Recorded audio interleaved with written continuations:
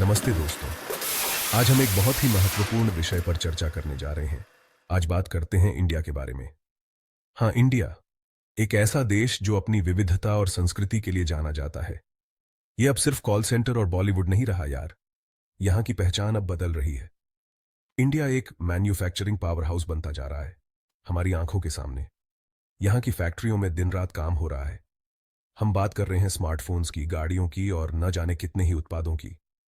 आप नाम लो, वो सब यहाँ बन रहा है। इलेक्ट्रॉनिक्स, ऑटोमोबाइल्स, टेक्सटाइल्स और भी बहुत कुछ। अब आप सोच रहे होंगे, इंडिया सचमुच, क्या यह संभव है? लेकिन मेरी मानो, उनके पास दम है सचमुच। यहाँ के लोग मेहनती और समर्पित हैं। बहुत बड़ी आबादी का मतलब है बहुत बड़ा वर्कफोर्स, और ये वर्कफोर्स बहुत ही कुशल है। और ये सिर्फ मजदूर नहीं है, ये हैं स्किल्ड वर्कर्स। ये हैं इंजीनियर्स, टेक्नीशियंस और विशेषज्ञ जो हर चुनौती का सामना कर सकते हैं। टेक्नीशियंस, जो आप कहो, ये लोग अपने काम में माहिर हैं और हर दिन कुछ नया सीखते हैं। लेकिन बात सिर्फ मैन पावर की नहीं है। यहाँ की सरकार भी इस दिशा में बहुत काम कर रही है। इंडिया के पास गवर्नमेंट सपोर्ट है, इंफ्रास्ट्रक्चर है और पॉलिसीज हैं जो इस सबको सपोर्ट करती है। सरकार ने कई योजनाएं और नीतियां बनाई हैं जो मैन्युफैक्चरिंग सेक्टर को बढ़ावा देती हैं। वो बड़े बड़े कदम उठा रहे हैं और दुनिया देख रही है। यहाँ के प्रोजेक्ट्स अब ग्लोबल लेवल पर पहचान बना रहे हैं। तो तैयार हो जाइए, क्योंकि हम जाने वाले हैं इंडियन मैन्युफैक्चरिंग की रोमांचक दुनिया में। यहाँ हर दिन कुछ नया हो रहा है और देखेंगे कैसे ये सोता हुआ शेर जाग रहा है एक ग्लोबल लीडर बनने के लिए। इंडिया का भविष्य उज्जवल है और हम सब इसका हिस्सा हैं। देखो, इंडिया का मैन्युफैक्चरिंग स्टारडम तक का सफर आसान नहीं रहा है। 1947 में आजादी मिलने के बाद उन्होंने अपना इंडस्ट्रियल बेस बनाने पर ध्यान दिया। सोचो, स्टील प्लांट्स, पावर प्लांट्स, भारी भरकम चीजें। लेकिन चीजें थोड़ा धीरे धीरे बीआईएच रही थीं, समझे? बहुत ज्यादा सरकारी कामकाज, प्राइवेट इन्वेस्टमेंट की कमी। 1990 के दशक तक चीजों में ज्यादा बदलाव नहीं आया। फिर इंडिया ने अपनी अर्थव्यवस्था खोली, बिजनेस के लिए ज्यादा आजादी, कम बाधाएं। और पता है क्या हुआ? विदेशी कंपनियों को यहां संभावनाएं दिखाई दी। वो अपने साथ इन्वेस्टमेंट, टेक्नोलॉजी और एक्सपर्टीज लाए। ये धीमी आग थी, लेकिन आग लगनी शुरू हो गई थी। अब बात करते हैं इस सब में इंडियन गवर्नमेंट के रोल की। सरकार ने महसूस किया कि देश की आर्थिक प्रगति के लिए एक मजबूत और स्थिर माहौल बनाना आवश्यक है। उन्हें पता था कि उन्हें ऐसा माहौल बनाना होगा जहां बिजनेस फल फूल सकें। इसके लिए उन्होंने कई महत्वपूर्ण कदम उठाए। इसलिए उन्होंने कई सारी पॉलिसीज और योजनाएं शुरू की। इन नीतियों का उद्देश्य था व्यापार को सरल और सुगम बनाना। उनमें से एक बड़ी योजना थी मेक इन इंडिया प्रोग्राम, जो 2014 में शुरू हुई थी। इस योजना का मुख्य उद्देश्य था भारत को एक वैश्विक मैन्युफैक्चरिंग हब बनाना। उद्देश्य, इंडिया को एक ग्लोबल मैन्युफैक्चरिंग हब बनाना। इस पहल के तहत सरकार ने कई प्रोत्साहन योजनाएं शुरू की। और पता है क्या, ये वाकई काम कर रहा है।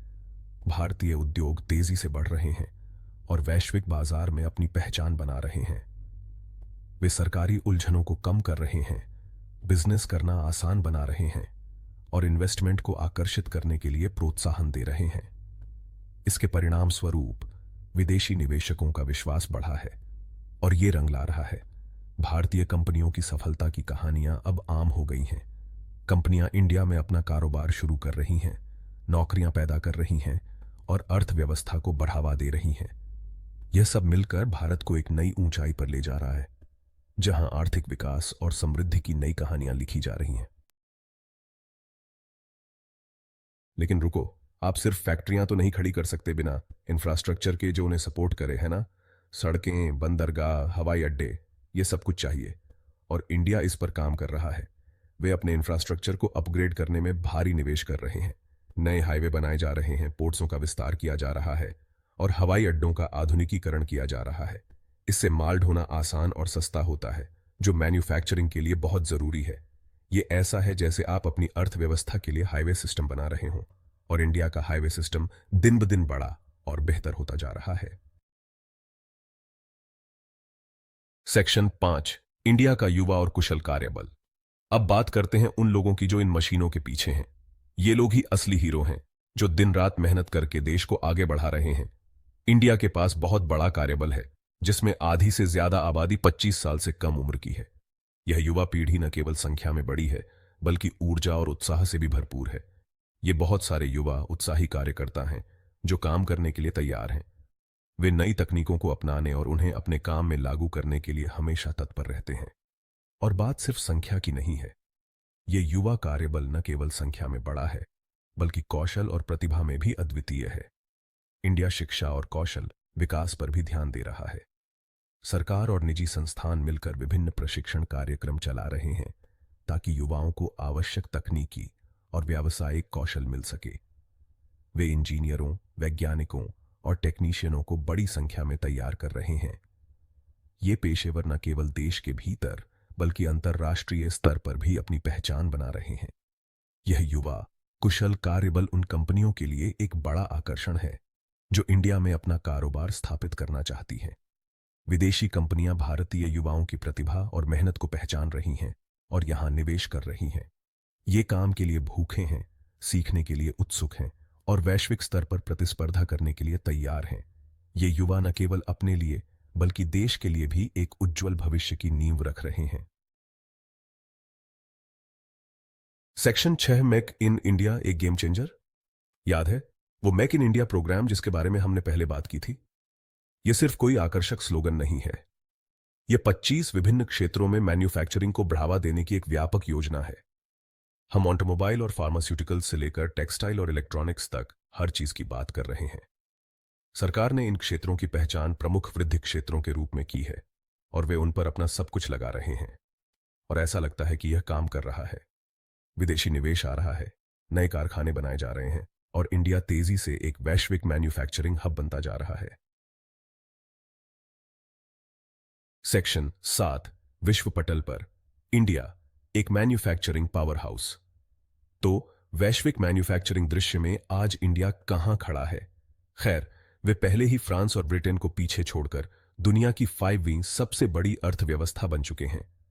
और वे यहीं नहीं रुकने वाले।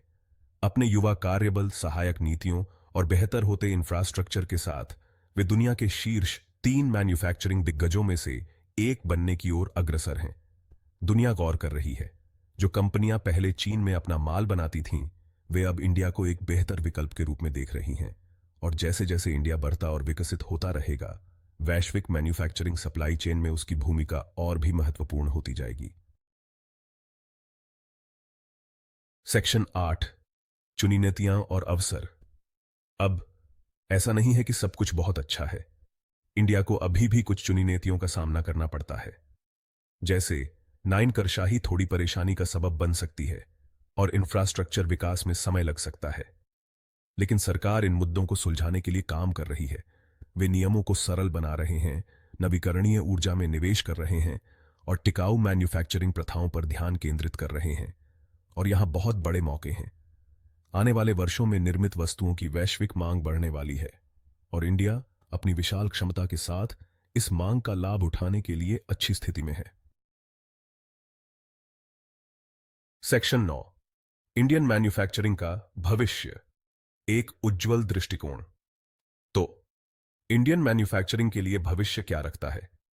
सभी संकेत निरंतर वृद्धि और विस्तार की ओर इशारा करते हैं। सही नीतियों, निवेश और नवाचार पर ध्यान केंद्रित करने से इंडिया में एक वास्तविक मैन्युफैक्चरिंग महाशक्ति बनने की क्षमता है। एक ऐसी दुनिया की कल्पना करें जहां इंडिया इलेक्ट्रिक वाहन, उन्नत रोबोटिक्स और अत्याधुनिक फार्मास्यूटिकल्स का प्रमुख निर्माता हो। यह उस तरह का भविष्य है जो पहुंच के भीतर है। यह इंडियन मैन्युफैक्चरिंग क्षेत्र को देखने का एक रोमांचक समय है। और जैसे जैसे दुनिया तेजी से जुड़ती जा रही है, एक वैश्विक मैन्युफैक्चरिंग नेता के रूप में इंडिया की भूमिका और भी महत्वपूर्ण होती जाएगी। सेक्शन 10 निष्कर्ष एक वैश्विक मैन्युफैक्चरिंग हब में इंडिया का परिवर्तन। तो ये रही कहानी। एक बड़ी हद तक कृषि प्रधान अर्थव्यवस्था से एक वैश्विक मैन्युफैक्चरिंग पावर हाउस में इंडिया का परिवर्तन उल्लेखनीय रहा है। सफलता के लिए उनके पास सही चीजें हैं। एक युवा और कुशल कार्यबल, सहायक सरकारी नीतियां और तेजी से बेहतर होता इंफ्रास्ट्रक्चर। और वे बड़े सपने देखने से नहीं डरते। दुनिया देख रही है और इंडिया डिलीवरी करने के लिए तैयार है। मैन्युफैक्चरिंग का भविष्य इंडिया में आकार ले रहा है और यह वादा और क्षमता से भरा भविष्य है।